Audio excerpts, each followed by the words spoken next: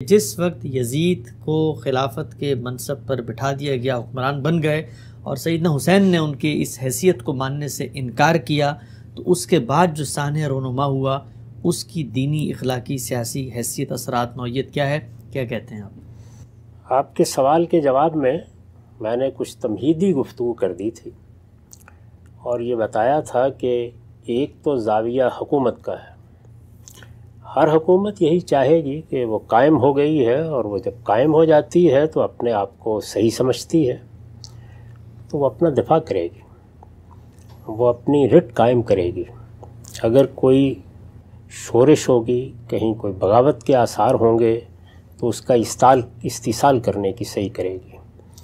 اس میں بعض اوقات سخت اقدامات کی ضرورت بھی پڑ جاتی ہے، اور میں نے یہ عرض کیا تھا کہ اگر ہم حکومتوں کی تاریخ پڑھیں، وہ بنو امیہ کی ہوں، بنو عباس کی ہوں، عثمانیوں کی ہوں، مغلوں کی ہوں، تو آپ کو جگہ جگہ یہ ذکر ملے گا کہ فلاں علاقے میں فلاں جگہ پر اس طرح لوگ جمع ہو رہے تھے، فلاں شخص نے کچھ تہور کا مظاہرہ کیا، یہ معلوم ہوا کہ حکومت کو کوئی چیلنج درپیش ہو رہا ہے، تو اس طرح کے اقدامات کیے گئے اور شورش یا بغاوت کے اثرات وہ ختم کر دیے گئے۔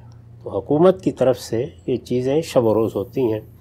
میں نے یہ عرض کیا تھا کہ خود ہمارے ساتھ یہ معاملہ ہو چکا ہے، یعنی دین کی بنیاد پر بعض لوگوں نے بغاوت کا ارتکاب کیا، بہت قتل و غارت ہوئی، اور پھر اس کے بعد خود پاکستان کی افواج کو ان کے خلاف کارروائی کرنا پڑی، اور اس کارروائی میں سے ایک مرحلے کو ہم نے ضرب عصب کا نام دیا، دوسری کو رد فساد کا نام دیا، اور جن لوگوں کے خلاف کارروائی کی گئی ان کے ریاست کے خلاف یا سیاسی لحاظ سے جو کچھ بھی جرائم ہوں وہ آپ گنوا سکتے ہیں، لیکن ان کا جذبہ بالکل مذہبی جذبہ تھا۔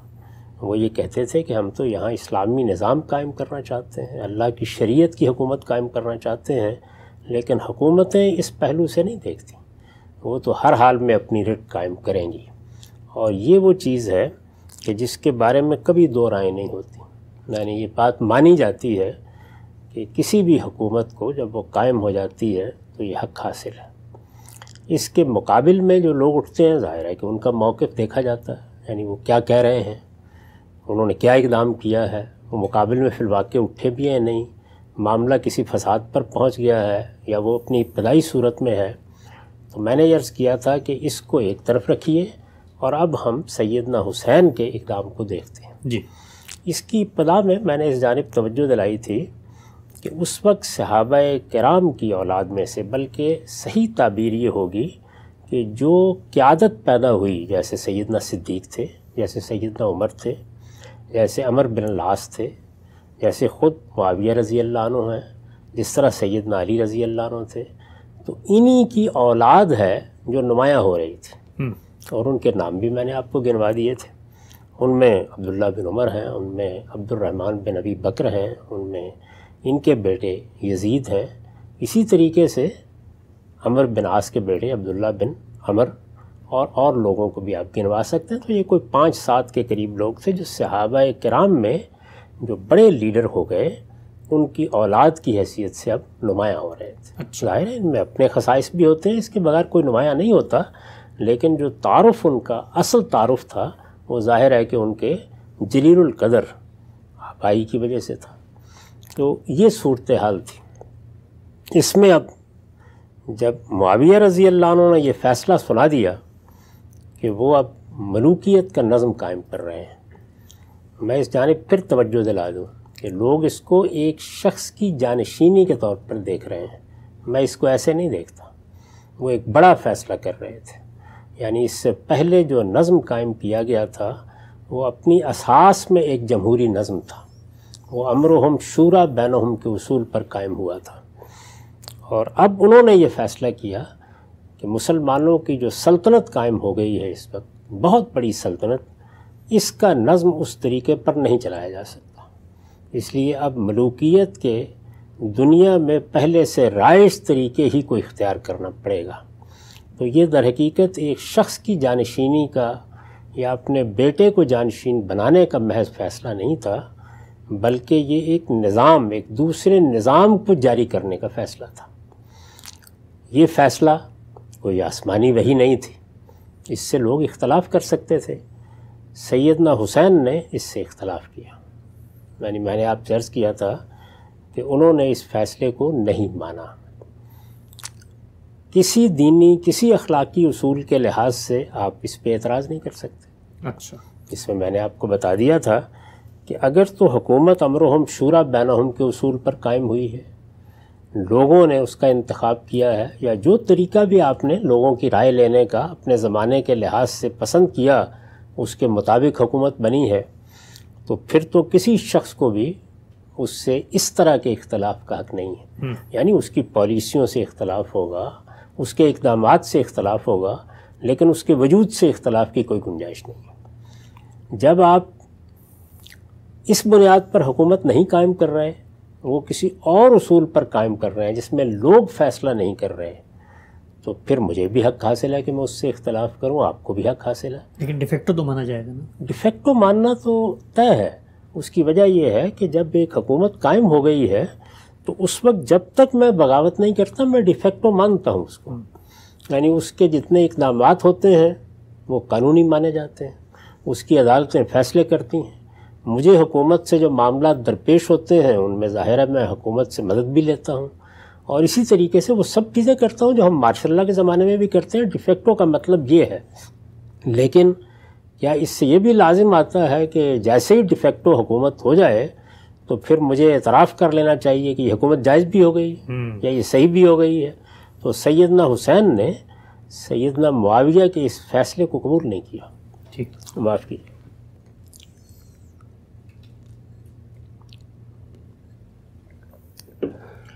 انہوں نے اس فیصلے کو قبول نہیں کیا۔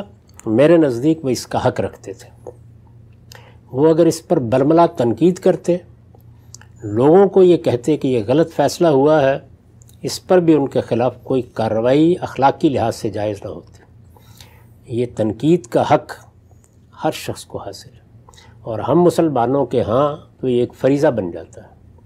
ہمیں تو یہ بتایا گیا ہے کہ ایسے ہر موقع کے اوپر ہمیں حق کی شہادت دینی ہے۔ تو اس وجہ سے معاملہ دین کا ہے، معاملہ اخلاقی ہے، معاملہ کسی تدبیر اور سیاست کا ہے۔ وہ چونکہ سب لوگوں سے متعلق ہے، کسی کا شخصی معاملہ نہیں ہے، اور میں سمجھتا ہوں کہ یہ بنیادی طور پر غلط ہے یا فرعی طور پر غلط ہے، تو میرا حق ہے کہ میں اس پر تنقید کروں، شائستگی کے ساتھ بتاؤں اس میں کیا غلطی ہے۔ تو پہلا مرحلہ کیا ہے کہ مجھے اس سے اختلاف ہے۔ اختلاف ہے تو کوئی شخص بھی اس کو جرم نہیں قرار دے سکتا۔ سیدنا حسین نے اختلاف کیا۔ دوسرا مرحلہ کیا ہے، میں اس پہ تنقید کروں، میں یہ کہوں کہ میں اس کو نہیں مانتا، میں لوگوں کو بتاؤں، اس کو بھی کسی لحاظ سے غلط نہیں کہا جا سکتا۔ لیکن انہوں نے یہ کام بھی نہیں کیا۔ مدینے میں وہ تھے، ان سے بیعت کا تقاضا کیا گیا۔ میں یہ عرض کر چکا ہوں کہ بیعت ووٹ دینے کا عمل نہیں ہے جیسے کہ لوگ سمجھتے ہیں۔ یہ جب حکومت قائم ہو جاتی ہے تو وہ اطاعت کا عہد لیتی ہے لوگوں سے۔ یہ قدیم طریقہ تھا، آج کے زمانے میں اس کی صورتیں بدل گئی ہیں۔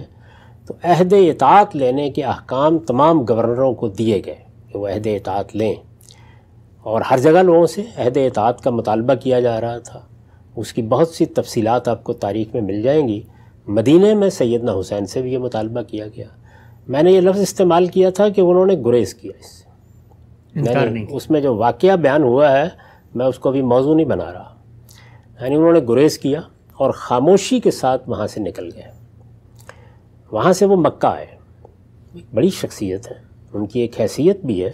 مکے میں لوگ حج کے لیے آئے ہوئے تھے، حج کے ایام تھے، وہاں آ کے وہ یہ کر سکتے تھے کہ وہ لوگوں سے بات کرتے، وہ کوئی خطبہ بھی دیتے، وہ اپنا نقطہ نظر بھی پیش کرتے، وہ شدید تنقید بھی کرتے۔ یہ سب چیزیں بھی اگر وہ کرتے تو ان میں سے کسی اقدام پر بھی اخلاقی لحاظ سے کوئی اعتراض نہیں ہوتا۔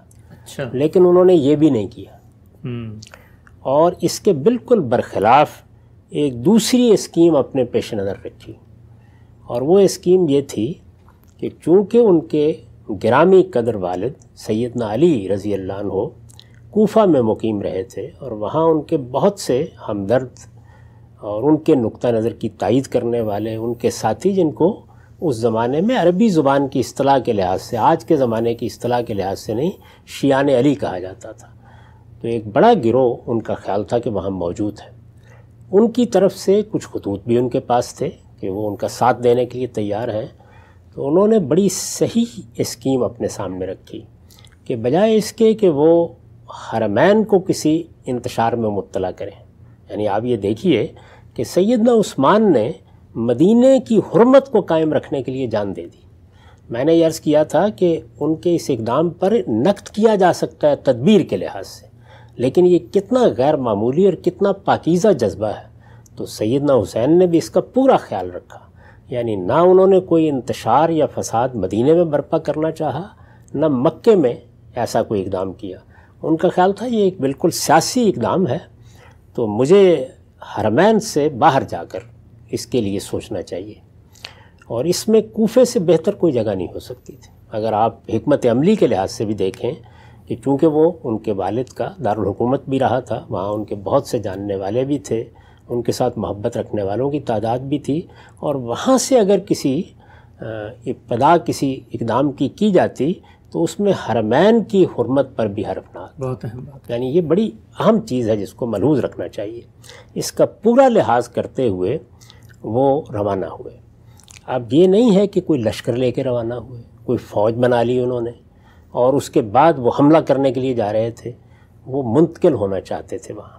اس سے پہلے انہوں نے اپنے بھائی مسلم بن عقیل کو بھیجا وہاں، یعنی اپنے عمزاد، اپنے چچا زاد بھائی کو اس مقصد کے لیے بھیجا کہ وہ بھی حالات کا جائزہ لیں، وہاں پہ دیکھیں کیسی حمایت ہے۔ یعنی اس میں کوئی شبہ نہیں کہ ارادہ یہی تھا، یہ نہیں ہے کہ ایک جگہ سے دوسری جگہ چلے جانا ہے۔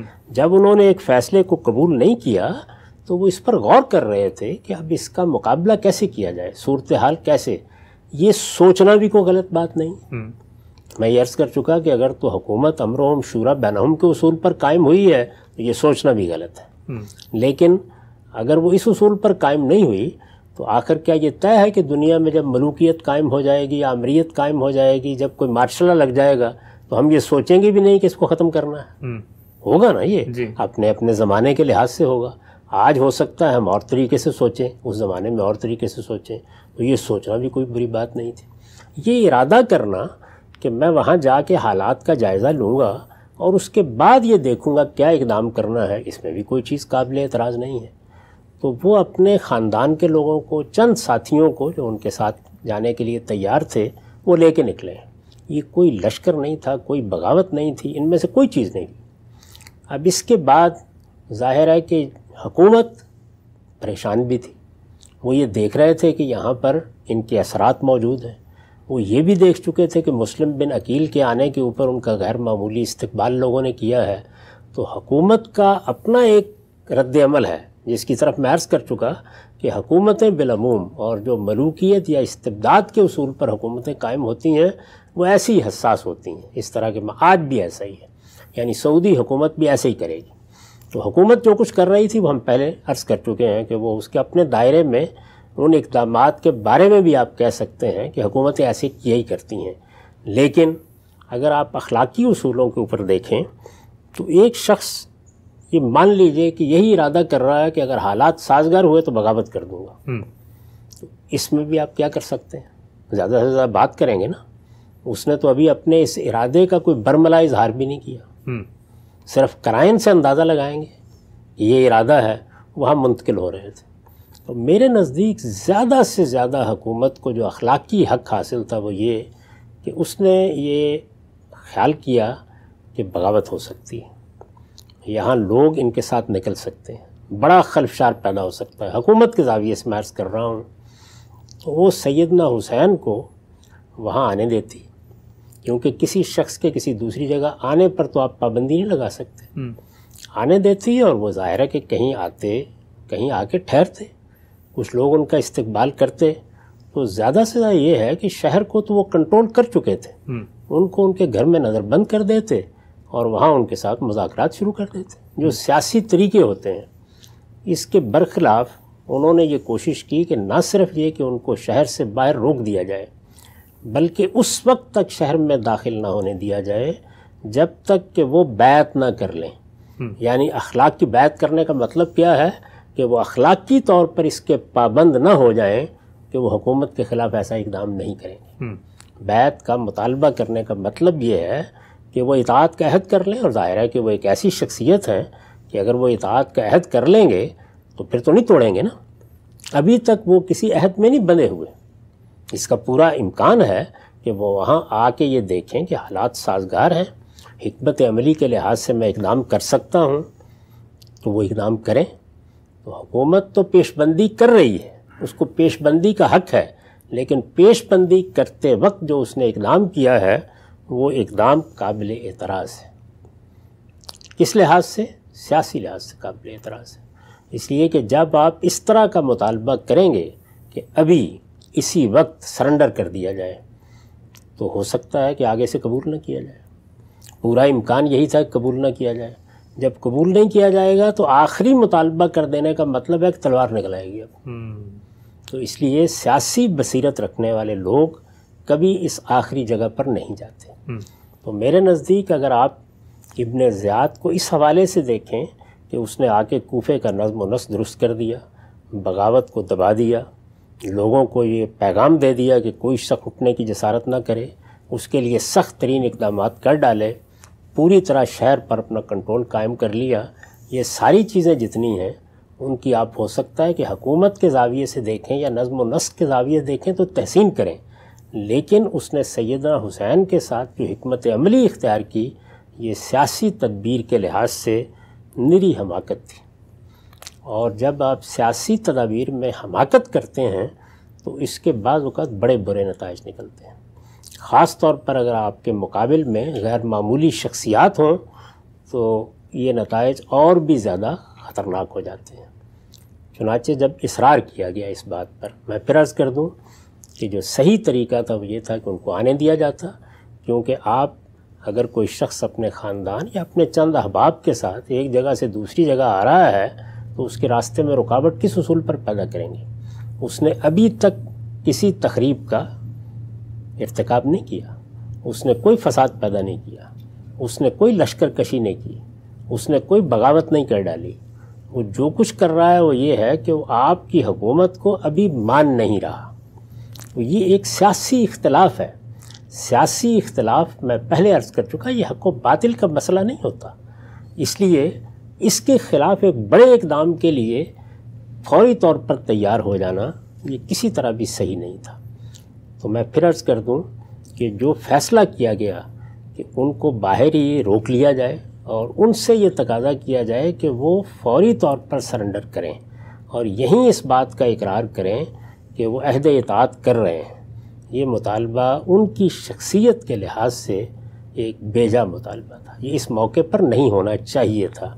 اور میں پھر عرض کر دوں کہ ایک لمبے مذاکرات بھی اگر چلتے رہتے اور وہ کوفہ مقیم رہتے، جب حکومت یہ جان چکی تھی کہ اس طرح کے اثرات موجود ہیں، جب یہ معلوم ہو گیا تھا کہ لوگوں کے دل بھی ان کے ساتھ جڑے ہوئے ہیں، جب یہ بات بھی واضح ہو گئی تھی کہ ہم نے پھر بھی کنٹرول کر لیا ہے، تو یہ کنٹرول جس طرح کا ہو گیا تھا اس میں ظاہر ہے زیادہ سے زیادہ آپ یہ کر سکتے تھے کہ وہ جس گھر میں جس جگہ پر مقیم ہوں وہاں پر اپنا کنٹرول قائم کر لیں۔ اگر وہ صورت ہوتی اور ان کی طرف سے اقدام ہوتا تو ظاہر ہے کہ نوعیت بالکل تبدیل ہو جاتی، تاریخ بھی اس معاملے کو بالکل اور طریقے سے دیکھتی۔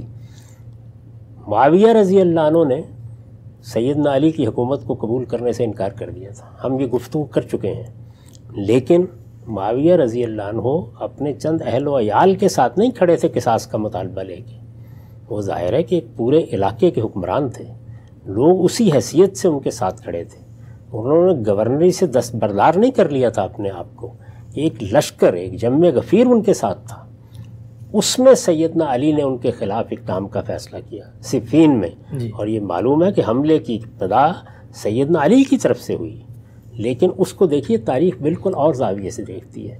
حالانکہ یہ بتایا جاتا ہے کہ اس جنگ میں 45,000 کے قریب لوگ ادھر سے شہید ہوئے اور 25,000 کے قریب لوگ ادھر سے شہید ہوئے، اگرچہ ایسی تعداد عام طور پر ہمارے ہاں تاریخ میں مبالغہ آمیز ہوتی ہے، لیکن پھر بھی کہا جا سکتا ہے کہ ہزاروں لوگ اس میں شہید ہوئے۔ اسی طرح کا معاملہ جنگ جمل کے موقع پر پیش آیا، وہاں بھی سیدنا علی اپنی حکومت کی ریٹی قائم کر رہے ہیں، یعنی جو حکومت قائم ہو چکی ہے اس کے خلاف اٹھنے والے لوگوں کے خلاف ہی اقدام کر رہے ہیں، لیکن خلاف اٹھنے والے لوگ ایک لشکر کی صورت میں ہیں، وہ اپنے مطالبے میں کھڑے ہیں جس طرح کے۔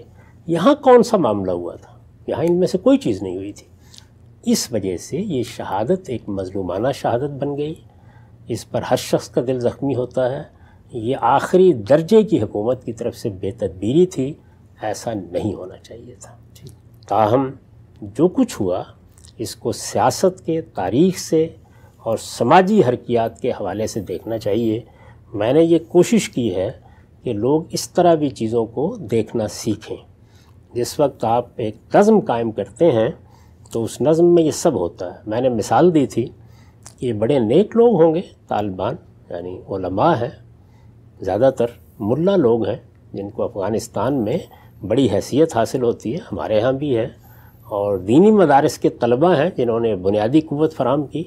لیکن جیسے ہی انہوں نے اقتدار سنبھالا انہیں معلوم ہوا کہ پنجشیر میں یہ صورتحال ہے تو اقدام کیا انہوں نے۔ حکومتیں اقدام کرتی ہیں، یہ اقدامات جب بھی کیے جائیں گے اخلاقی اصولوں پر ان کا ضرور جائزہ لیا جائے گا۔ وہ سعودی عرب کی حکومت ہو، آپ کے علم میں ہے کہ انہوں نے ایک صحافی کے خلاف اقدام کیا، پوری دنیا نے اس کے اوپر تنقید کی۔ تو حکومت کا کسی بغاوت کے جواب میں، لوگوں کی طرف سے کسی انتشار کے جواب میں، اختلال کی کسی تدبیر کے جواب میں اقدام زیر بحث آتا ہے، تاہم اس کا اخلاقی جائزہ لینے کا ہر شخص کو حق حاصل ہے۔ تو تین چیزیں ذہن میں رکھیے۔ کسی معاملے میں دین کے اصول کیا ہیں؟ دین کے اصولوں کا معاملہ جب زیر بحث آیا میں نے بتا دیا کہ دین میں مشروع طریقہ صرف ایک ہے حکومت قائم کرنے کا، وہ یہ کہ وَأَمْرُهُمْ شُورَىٰ بَيْنَهُمْ کے اصول پر قائم ہوگی۔ جب آپ کو اقدام کریں گے اس کا اخلاقی جائزہ لیا جائے گا۔ وہ میں نے آپ کو اب بھی لے کر بتایا ہے کہ کس طرح کسی اقدام کا اخلاقی جائزہ لیا جاتا ہے۔